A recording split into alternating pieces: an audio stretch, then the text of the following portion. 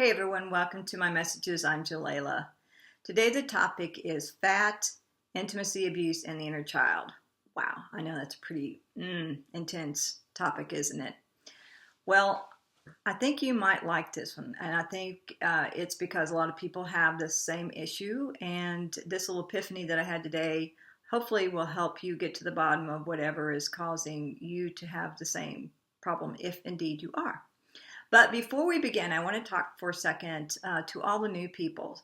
Since we launched the brand new website, thanks to Corinne Bottering of Corinne's Web and her amazing work with web design, we've had a lot of new subscribers. So I want to say welcome to you guys. And for all of the people who are seasoned veterans of the messages, thank you for hanging in there with me. And I hope that you like the new format that allows you to comment right on the weekly message instead of having to send me an email. And that way I can, comment back and we can compare notes and all that good stuff. So anyway, so welcome everybody. So back to the topic for today. This is a topic that occurred to me because of an epiphany I had just recently as a result of using that little fat blasting tool that I told you about called the Fascia Blaster. And it's about the connection between intimacy and intimacy abuse and how the inner child experiences intimacy abuse. It's a term I never heard before, but anyway, let me give you the backstory, okay? So I was using the tool, right? And I was working on the back of my arms because I'm one of those people, I'm not real tall, but everybody gains weight differently. And I tend to gain it all over, not just in my stomach, but like all over my joints, it packs around my joints. So here I am at 60 years old and, you rarely ever see me in anything less than a 3/4 length sleeve because of the way, well, anyway, women understand it. Okay. So anyway, moving on. So I was, working away on that area on my left arm, and all of a sudden, it's like there was a big emotional release. And I got really, really angry. And I was angry over the fact that, I was having to do this, but I was having to do it because there was more there than there was 6 months ago. In fact, that was really what upset me, was that I was, 6 months ago, I was at the right weight for myself. I had very little, fat deposits or anything like that, beyond what is normal for my age and my height. And now, after the last 6 months, I've gained like 15 pounds. So I was really upset with myself. And I knew the reason for it. It was because of the stress. I mean, I had been pumping cortisol like nobody's business for the last 6 months, ever since I agreed to let my brother, who had a mental collapse a year ago, ever since I let him come and live with me. So once that flash of anger hit me, I was going, why is it that this is happening? Because it brought up another question for me, which was, why is this happening in a non-intimate relationship? I'm used to that happening when I got married or had a boyfriend. I would gain weight. And I understood it was about protection because it was growing up as a person who never was allowed to have boundaries.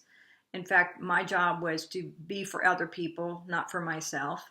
In other words, I was taught to be a caretaker, enabler, rescuer, whatever you want to call it.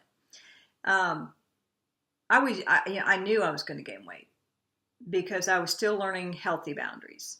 So wherever there wasn't a boundary, my inner child was going to put on weight.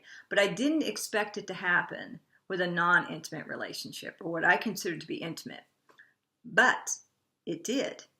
So when I was standing there working on my arm and feeling that anger, I'm going like, why?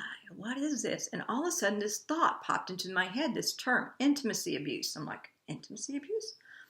So I stopped and thought about it. I go, what is that? And as soon as I asked that question, I got an answer.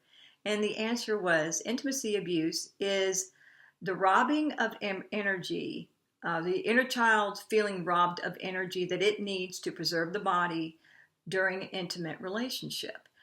So it was about robbing energy, but she had a different idea about intimacy than I did.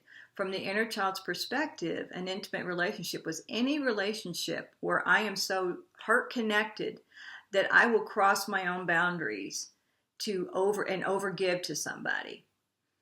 So it didn't matter whether it's sexual or non-sexual or not. It was a fact to her, it's intimacy anytime I cross those boundaries and begin to overgive. Okay, so that made sense. So what was the solution to that? Well, obviously healthy boundaries. Okay. Easier said than done, right? You've got to figure out what boundary, what belief that you have is causing you to overgive when you're heart connected to somebody in a relationship.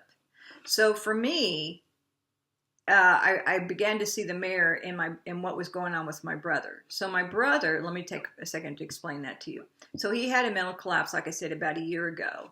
And since that time, even with all the support, the love, the encouragement, and the fantastic team at Johnson County Mental Health, he has not progressed. He's not chosen to thrive and get his life back together. In fact, he keeps going through this repeating cycle of he come out of it, then he collapse, come out, collapse, come out, collapse.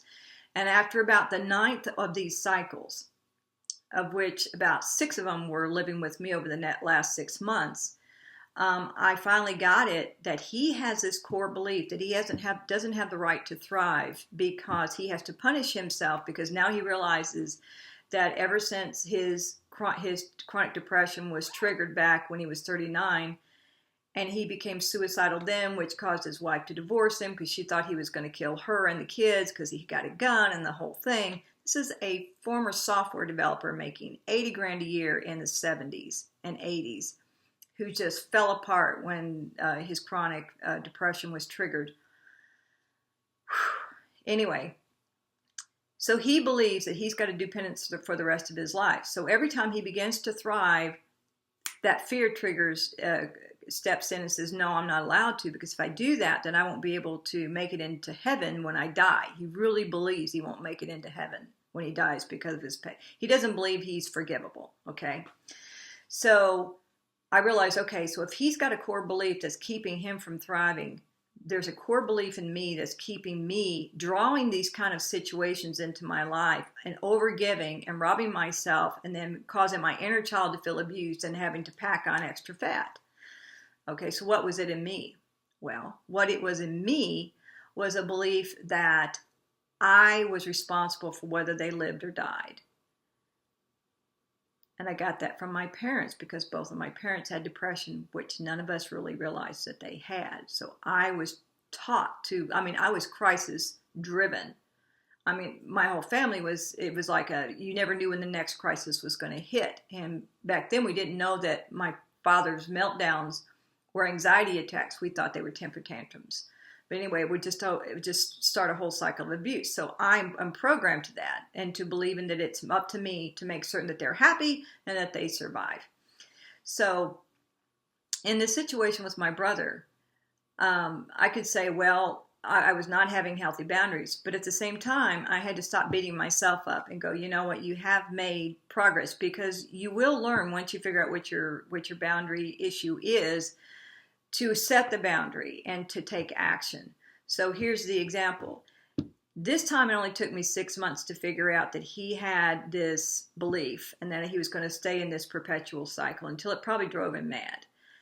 And that it was okay for me to let him go and not knowing what's going to happen to him, because I can't support that. I can't sustain the inner. I was mentally and emotionally exhausted from 6 months of it. So it was okay for me to let go. The last time I had someone like that in my life, it took me 9 years to figure it out. So I'd say that's progress, right? Okay. So it's figuring out, if you keep drawing those kind of people, there's something they're marrying back to you, this belief. For my brother, it was a belief that he couldn't thrive because of guilt over the past. For me, it was a belief that I couldn't let go of him because of the guilt that I would experience if he failed. So it was both guilt driven, right? Okay. So if you're going through something like that, hopefully this message will help you. And in the meantime, if you need help figuring out, I still do counseling. So you can give me a buzz and I'll do what I can to help you. So that's it for this week. Have a great week, and I'll talk to you soon. Bye-bye.